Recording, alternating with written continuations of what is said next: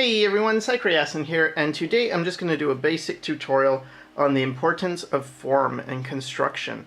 So a drawing without construction is sort of one where it's just like, okay, I'm just drawing, and there's a guy here, he's got eyes, nose, mouth, tongue, teeth. It's like, okay, fine. And some hair, ears, and a neck. Okay, so again, this is going to be very basic, so it's not for an advanced artist. You probably already know this, but if you're starting out, it's very important to have construction. What construction is to look at these things like this drawing and start to think of it more like shapes. So you have a certain type of, like this has sort of like a circle shape, and then this is more, I don't know, oblong. I see more like this type of shape.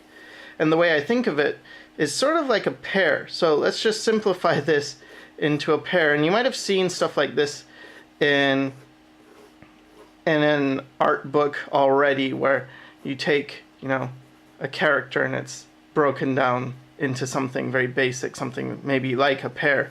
But what's missing here, like, sure, this is the shape, it's like a pear, but what's missing is the construction. What makes it construction is the ability to see through this object. So this isn't just a flat circle and then a bigger circle, it's more like a form. So think of a center line going around, and it goes down this form, and then it comes up and around this form, and then it doesn't just stop here, it goes behind.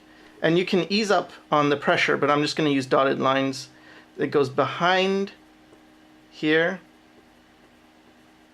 and then it comes forward. So this now is a construction. We can also do something in terms of the horizontal lines. It's not just a line like this. You have to think around this form. So in a way, I'm doing an ellipse like this, right? So this is saying this is the visible part, and it goes around this form, and then there's a hidden part as well, and the same for this area.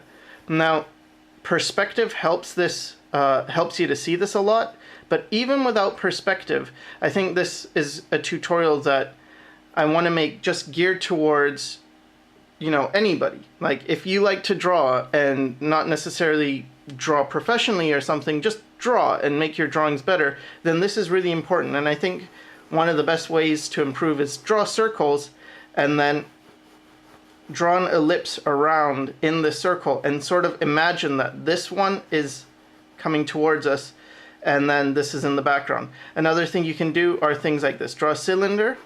So start with the ellipses or these ovals, connect them, but then strengthen the lines of what is not, you know, like this one is the hidden line right here. So strengthen the ones that aren't hidden, and then put a label around it. And when you put a label, don't just do something like this, you know, like that and that, because that's not following the construction. The construction would be to draw as if this is a transparent object and you can see through it. And then, you know, just you can outline or strengthen the lines that are correct. And then so this would be the label area on this cylinder. Let's say it's a tin can or something, right? So this is how you want to think. Even if it's a very basic character, that's just a circle on, you know, a cylinder. Like, let's say this is the neck, it's a cylinder, and this is the head and it's a sphere. We just draw a line around. Then we can find the center line. Maybe it's straight up and down like this. Okay, well, fine. It can be just facing forward. But already this is going to give us more help in determining where things are going. And then you could have like the eyes here and the mouth here. And it's very basic, but it feels stronger than without construction, you know?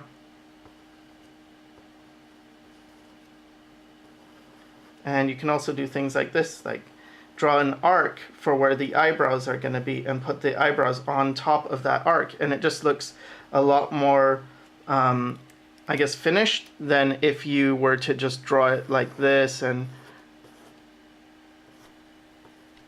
although this looks pretty funny, kind of like it, but yeah, I mean, this is more three-dimensional at least.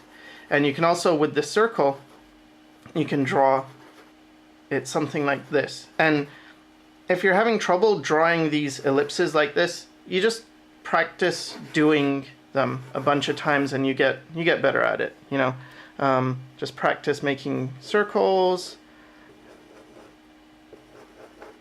and ellipses and drawing crosshairs through those. It's always useful. Things like that. But let's go back to this. So, okay, I'm going to draw lightly now. That's why I'm using a pencil. And we're going to draw this pear shape. So, okay, we have the pear shape. And now we're going to have a cylinder for the head. So, okay, we got a cylinder for the head. And let's get a center line down. And it goes behind. Like, even if you're not drawing it, at least feel it. At least think about this center line going over the head and around. Because when you're thinking about these things, something happens and you start to change the way you draw. And I think that's really useful to even just think about it. Okay, so let's get the neck here. And again, I'm drawing very light. Now, if you have trouble drawing light, you might want to avoid drawing with your pencil held like this, where you're really close to the tip of the pencil. And this is just a mechanical pencil, but it doesn't matter if it's a mechanical pencil or even if it's a pen, because when I hold it like this, like a writing instrument, my lines are very dark and it's hard to make light lines. If you want to make lighter lines, one way to do it is to change your grip to something like this, but then you lose a bit of the accuracy when you're doing this. It's still not bad, and I prefer holding my pencil like this, especially for things like construction. It's really nice. But because this is more geared towards someone who hasn't drawn much, and let's say you're very comfortable with holding your pencil like this and you're not comfortable holding it like this, or, you know, something like this, which I really like and I recommend. And I would encourage you to try to, you know, because you can just make a lot smoother line, but it's kind of hard in the beginning. Let's say you're going to hold it like a pencil. Just hold it further back. Like if I hold it way back, let's say here is as far as I'm comfortable holding it, then my lines are already going to be lighter, just because I don't have as much strength. I can't, like if I really tense up, sure, I can get it dark. But if I'm really close to the front like this, then I can really get it dark, but it's hard to get it light. With practice, of course, you can vary it. So yes, I'm near the front of the lead, and I still can get it light. But anyway, okay, so we've got our construction. This is going behind. Now let's get our line for where the eyes are going to be, somewhere around here. And then just build the nose off the center line. See? So it's not going to be going, you know, anywhere. It's not just here. Because let's put the center line on this guy, right? Well, the nose is not quite following this form, and the mouth is quite off. And you can do this thing where you draw a circle first, an oval on this. See, like this? You can draw an oval and then draw the nose around this. And it's something animators use a lot, is just building forms through construction. So putting other forms, like an ellipse, on this surface. And then think about the eyes. Like, okay, so if we have this, and we have one eye here, for instance, then we'd have another eye here, but it's sort of further away, right? It's going around the circle. And then we can have our eyebrows like this, and then give this guy the smile, and then teeth.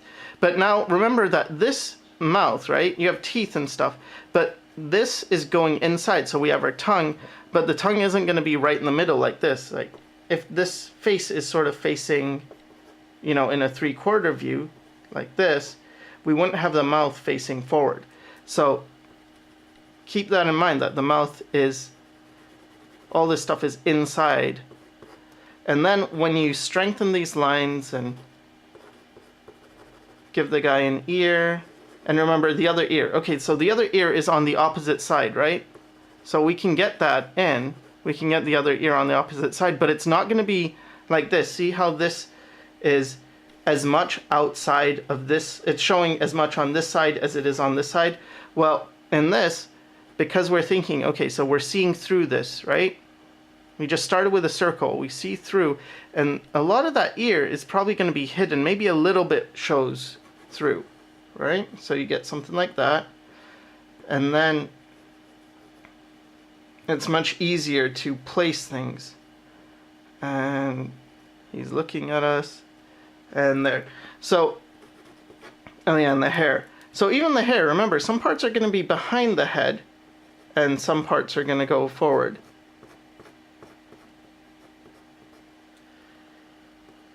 So if you're starting out, this is something I'd really encourage you to try, is just build things on construction. And this pear shape, or even a bean shape, as in animation we tend to think of it more like a bean shape, it's very helpful for thinking of forms, because you can make a lot of things out of a bean shape. So you can make a person, and his body's a bean, and you can make his head into a bean shape. And so practicing a bean shape is also something like this, you know, and get the center line in, and it's pretty useful and effective. So again, hope you try this, and I hope it helps, and thanks for watching.